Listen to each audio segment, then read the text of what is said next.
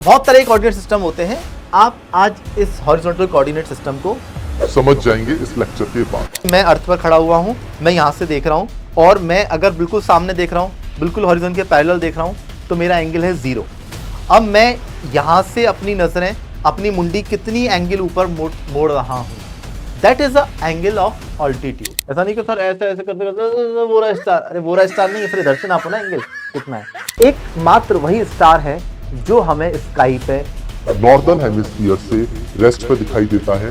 बाकी सारे स्टार्स हमारे लिए चल रहे होते। हेलो बच्चों, कैसे हैं आप लोग? Welcome to astronomy beginner series. Hopefully आप इस सीरीज को फॉलो कर रहे हैं और स्टार्टिंग से आपने सारे लेक्चर्स इसके देखे हैं।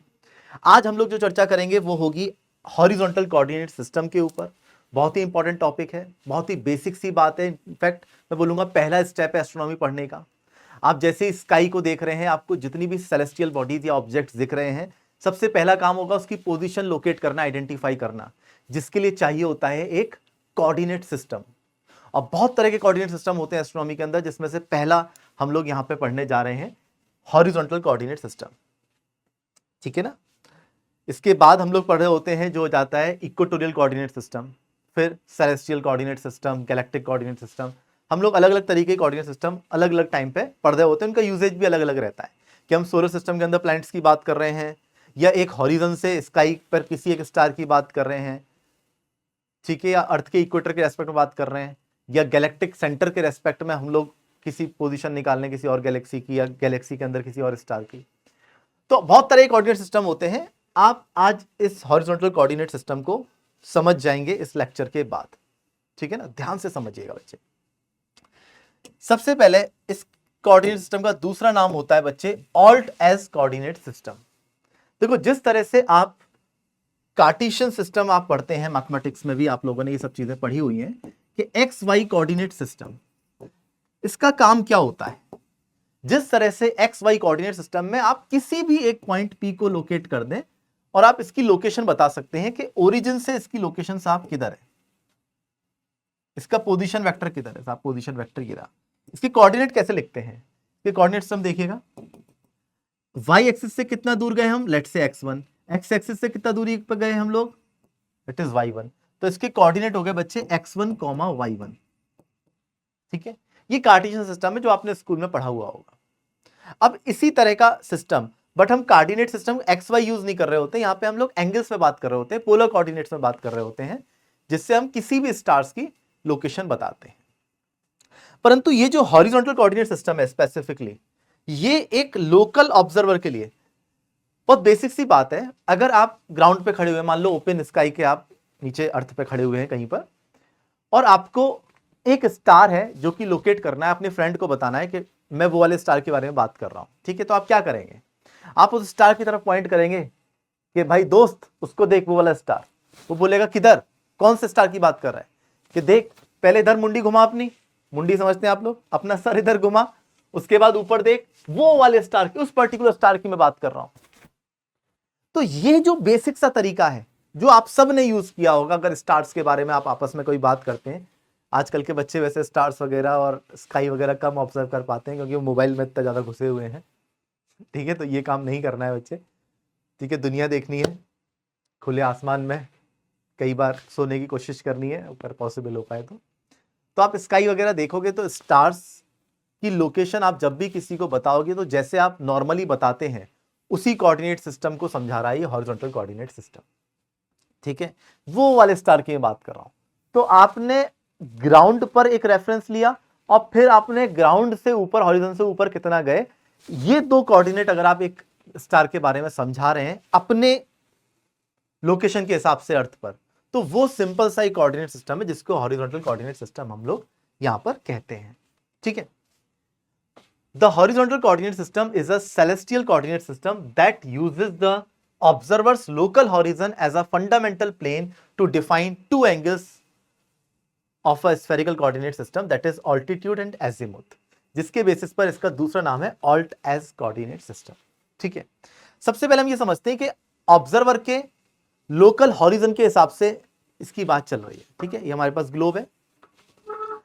अब मैं अर्थ पर कहीं पर एक जगह पे खड़ा हुआ हूं, लेट से यहां पर अर्थ पर, लेट से मैं यहां पे खड़ा हुआ हूं। इजिप्ट में, ये इजिप्ट है, इजिप्ट में मैं खड़ा हो गया। अगर मैं यहां पे खड़ा हुआ हूं तो यहां पर अगर मैं अर्थ की सरफेस के एक टेंजेंशियल प्लेन ड्रॉ कर दूं, इस पॉइंट पर एक टेंजेंशियल प्लेन ड्रॉ कर दूं, तो ये जो हमारे पास प्लेन होगा ये कहलाएगा इस पॉइंट के लिए लोकल हॉरिजन। ठीक है ना, जिस लोकल हॉरिजन की हम लोग बात कर रहे हैं, ऑब्जर्वर्स लोकल हॉरिजन। क्या मतलब होगा इस बात का?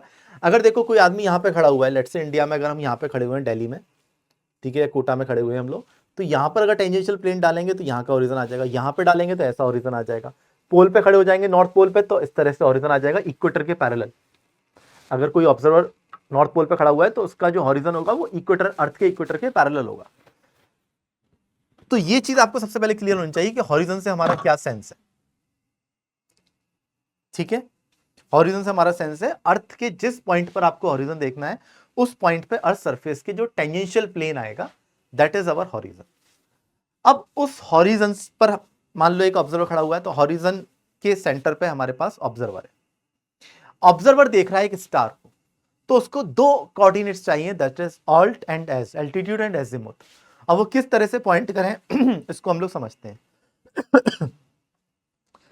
सबसे आसान है यहां पर अल्टीट्यूड बताना। देखिएगा, मैं सबसे पहले एक हॉरिजन बना लेता हूं। लेट्स से ये एक हॉरिजन प्लेन है जिसके सेंटर पे यहां पर एक ऑब्जर्वर है। ठीक है, वो किसी स्टार के बारे में बात कर रहा है, let's say this is a star. अब ये स्टार उसके हॉरिजन से कितना एंगल ऊपर है, this is known as altitude. Altitude को हम लोग सिंपल ए से, एंगल से दिखा रहे होंगे, स्मॉल ए से, दैट इज एल्टीट्यूड।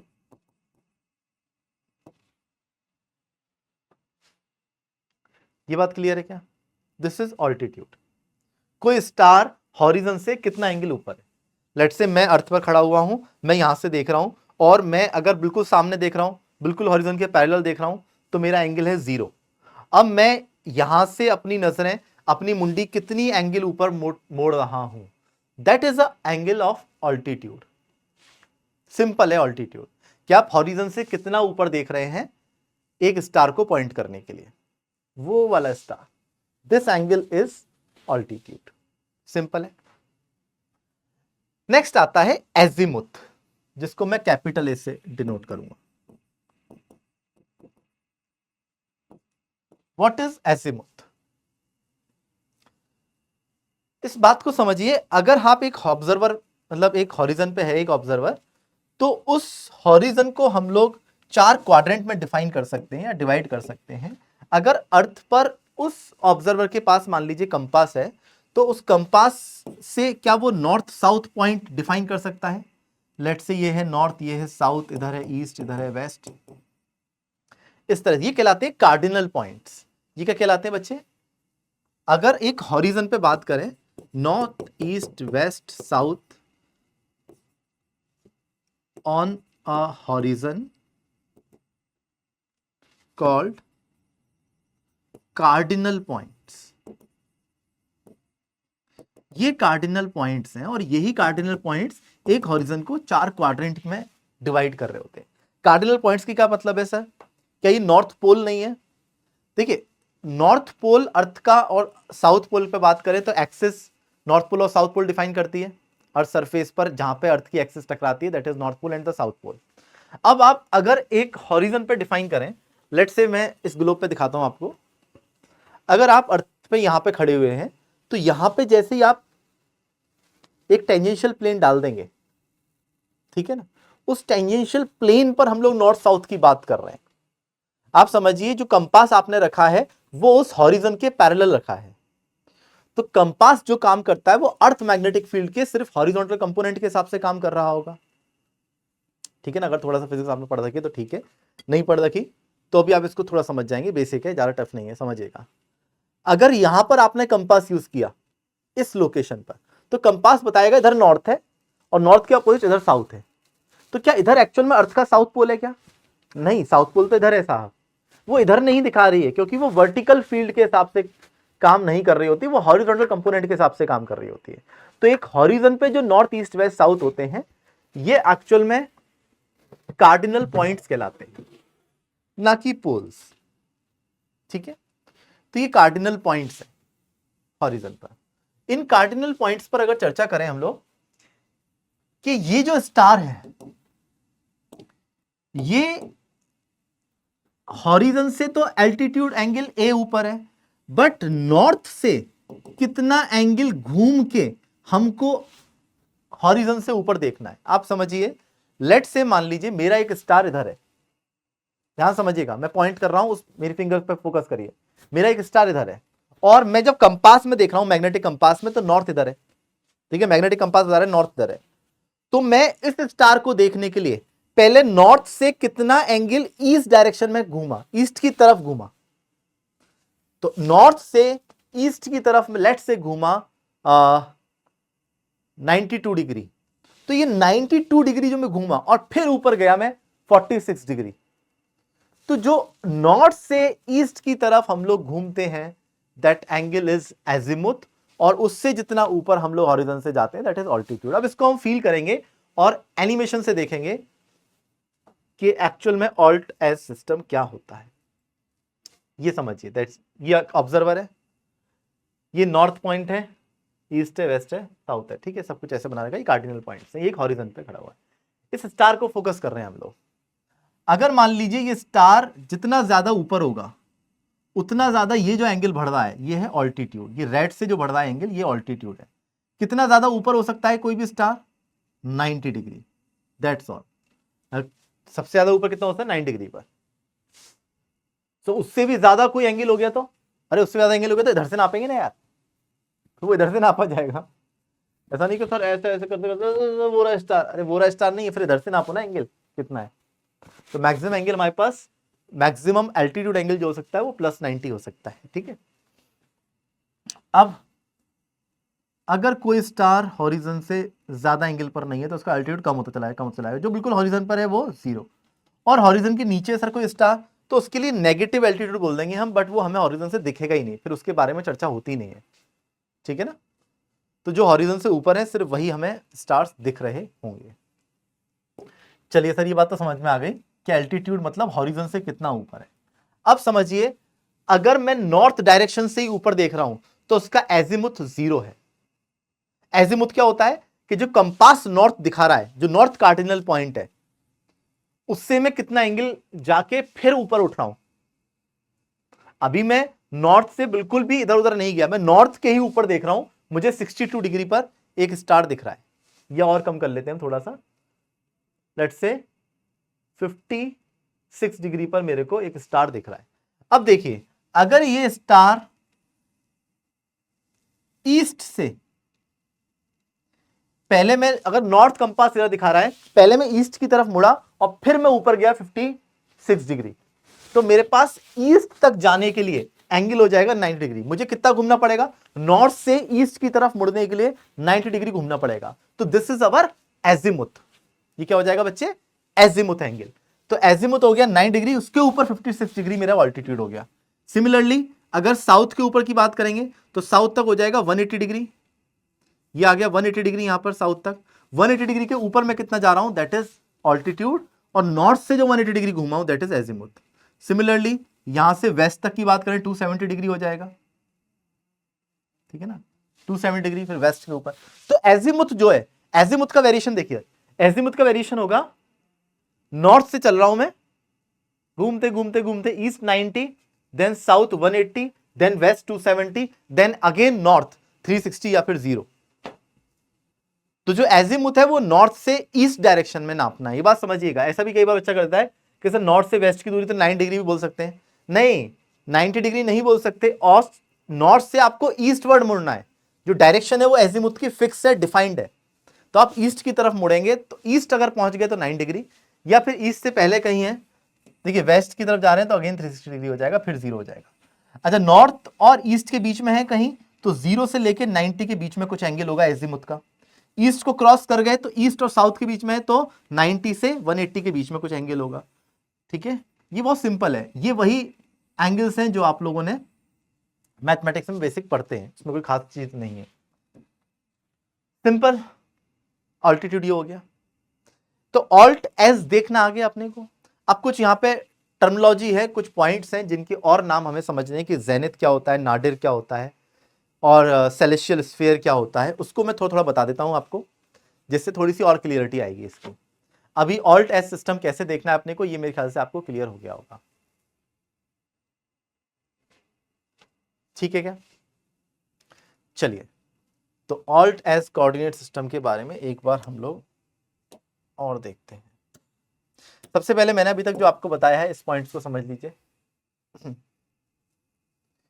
देखो, हमारे ऑब्जर्वर की जस्ट ऊपर सेलेशियल स्फीयर पे जो एक पॉइंट होता है उसको हम लोग बोलते हैं जेनिथ। क्या बोलते हैं? जेनिथ। अब ये सेलेशियल स्फीयर क्या होता है, इस चीज को समझिए आप। हमें अगर स्काई को हम लोग देख रहे हैं तो हमें बहुत सारे स्टार्स दिखाई दे रहे हैं, तो वो स्टार्स जो हमें दिखाई दे रहे हैं उनकी जो डिस्टेंस है वो हमसे बहुत ज्यादा है, तो हम ऑलमोस्ट डिस्टेंस में अभी डिस्टिंग्विश नहीं कर रहे हैं कि कौन सा स्टार दूर है कौन सा स्टार पास है, वो हमें नहीं दिखाई दे रहा होता। हम लोगों को सारे स्टार्स एक हेमिस्फीयर में दिखाई दे रहे होते हैं हमारे रेस्पेक्ट में एक पर्टिकुलर इंस्टेंट पर। ठीक है, थोड़ी देर बाद वो स्टार्स अपनी पोजीशन चेंज कर रहे होते हैं, घूम रहे होते हैं, वो सब क्या होता है वो आगे जाके पढ़ा जाएगा। बट फिलहाल आप ये समझिए कि स्टार्स एक सेलेशियल स्फीयर पर सिचुएटेड है, सारे स्टार्स इसी स्फीयर पर है। ठीक है, स्फीयर है ये। अब इस स्फीयर पे हमारी जो हॉरिजन है वो कहीं ना कहीं इस तरह से होगी। ऐसे मान लिया मैंने कि हमारी जो हॉरिजन है वो ये है, दिस इज अवर हॉरिजन। इसके सेंटर पे मान लीजिए ऑब्जर्वर। ऑब्जर्वर के जस्ट ऊपर जो पॉइंट है वो कहला रहा है जेनिथ, और ऑब्जर्वर के जस्ट नीचे जो पॉइंट है वो कहला रहा है नाडिर। तो नाडिर और जेनिथ जो पॉइंट है वो सेलेशियल स्फीयर पे है, इस बात को आप समझिए। सेलेशियल स्फीयर क्या है सर? अगेन सेलेशियल स्फीयर बच्चे हमारे लिए एक ऐसा स्फीयर है जिसपे सारे स्टार सिचुएटेड है। ठीक है, क्या सर सेलेशियल स्फीयर पे जेनिथ पॉइंट फिक्स होता है क्या? एक पर्टिकुलर ऑब्जर्वर के लिए जेनिथ पॉइंट फिक्स है। जेनिथ पॉइंट का मतलब क्या है समझिए। क्या कोई स्टार जेनिथ पे हो सकता है सर? बिल्कुल हो सकता है। जैसे कि मानिए ये ग्लोब है, मतलब अर्थ है, अर्थ पे अगर किसी पोजीशन पे यहां ऑब्जर्वर खड़ा हुआ है तो इस ऑब्जर्वर के लिए जो सबसे ऊपर वाला पॉइंट होगा जो बिल्कुल सीधे इससे ओवरहेड है दैट इज जेनिथ, और बिल्कुल इससे बॉटम पर बिल्कुल नीचे की तरफ है दैट इज नाडिर। ये अर्थ के पॉइंट नहीं है, ये जेनिथ और नाडिर ये अर्थ के पॉइंट नहीं है। अर्थ पर तो ये खुद खड़ा हुआ है। अर्थ यहां पे मान लीजिए बिल्कुल एक पॉइंट है, हमने उसको ऑब्जर्वर को थोड़ा बड़ा दिखा रखा है, पर अर्थ एक बिल्कुल पॉइंट है, सेलेशियल स्फीयर के सेंटर पे है अर्थ। ठीक है, हमने उसका हॉरिजन दिखा रखा है, उस ऑब्जर्वर को भी बड़ा दिखा रखा है, बट उस सेलेशियल स्फीयर पे जहां पे चांद नहीं, जहां पे तारे दिख रहे हैं आपको, वो जो हमारे पास दूरी है उस दूरी का एक स्फीयर एज्यूम कीजिए।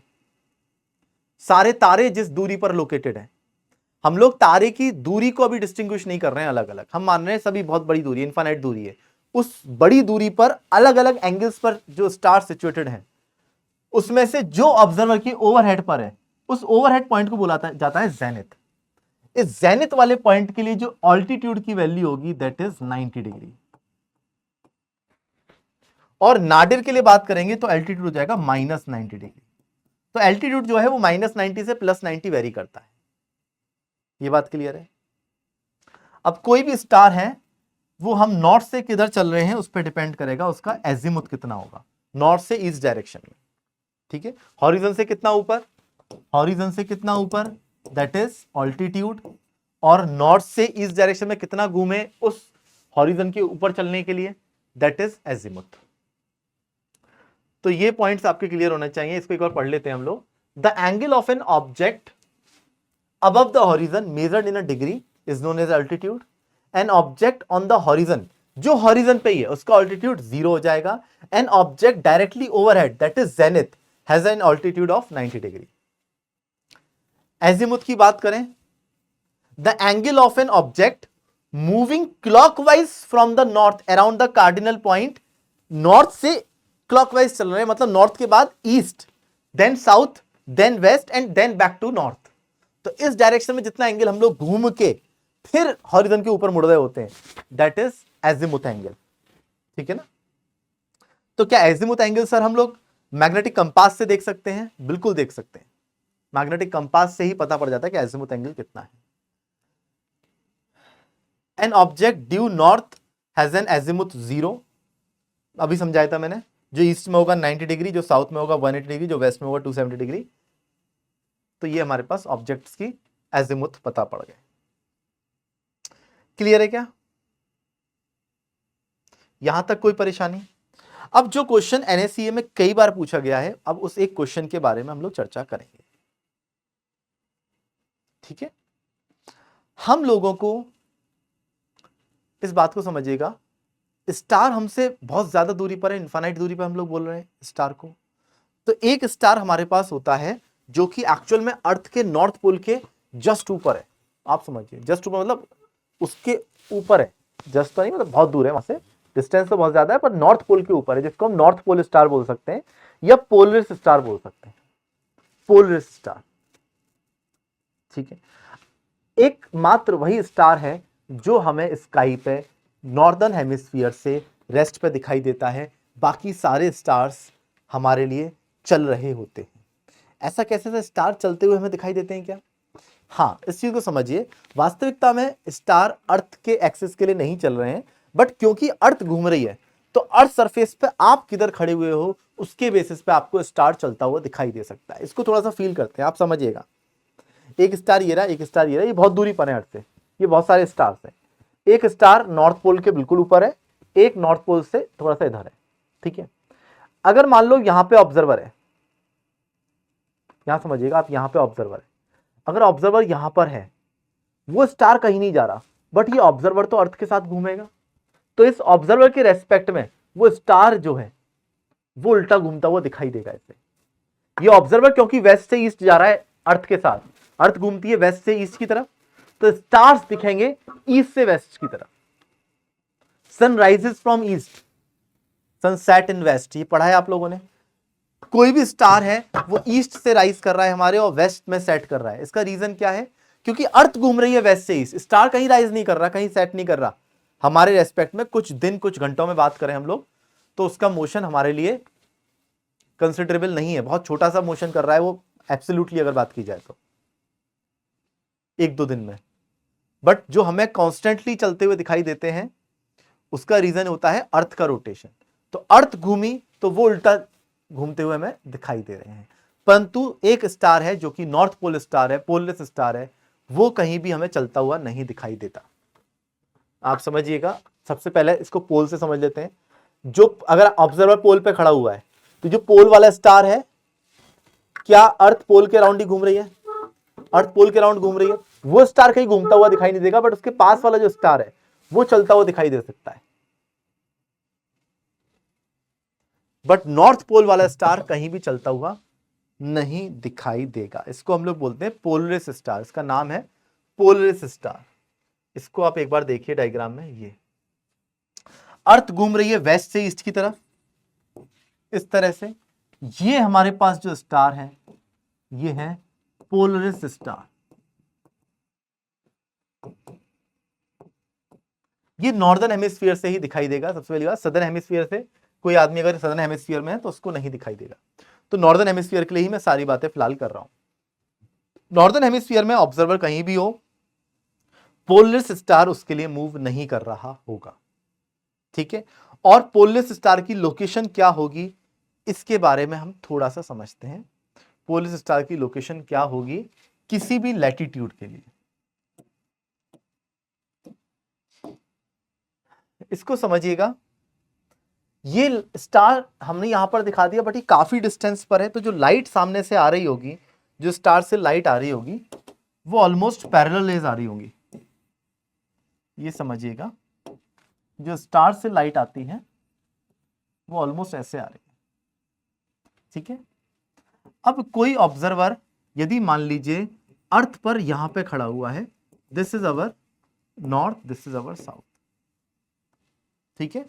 तो इस ऑब्जर्वर के लिए हॉरिजन क्या होगा? सर आपने हॉरिजन बताया था कि अर्थ पर टेंजेंट डाल दीजिए, दैट इज अवर हॉरिजन। अरे मानता है कि नहीं मानता है? ये हॉरिजन हो गया यहां पर, ठीक है सर। इस ऑब्जर्वर का लैटिट्यूड डिफाइन कैसे होता है sir?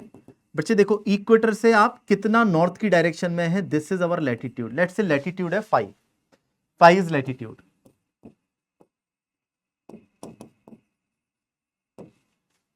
Pi is our latitude. अब ये ऑब्जर्वर का मैंने येलो से जो दिखा रखा है, दिस इज हॉरिजन। हॉरिजन के कार्डिनल पॉइंट्स होंगे नॉर्थ, साउथ और ईस्ट उधर, वेस्ट इधर, ठीक है ना, ये कार्डिनल पॉइंट्स है।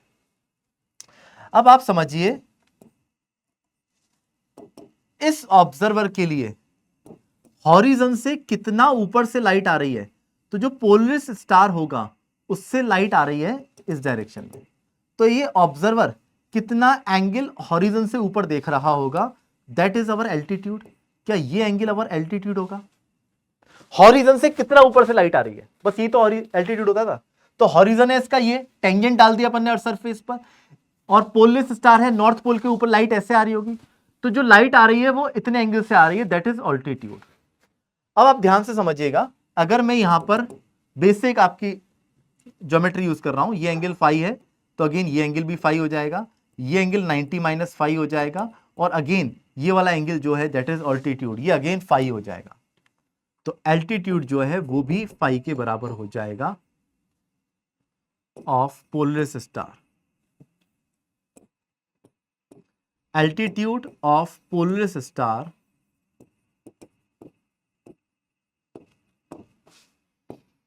is equals to the latitude of a observer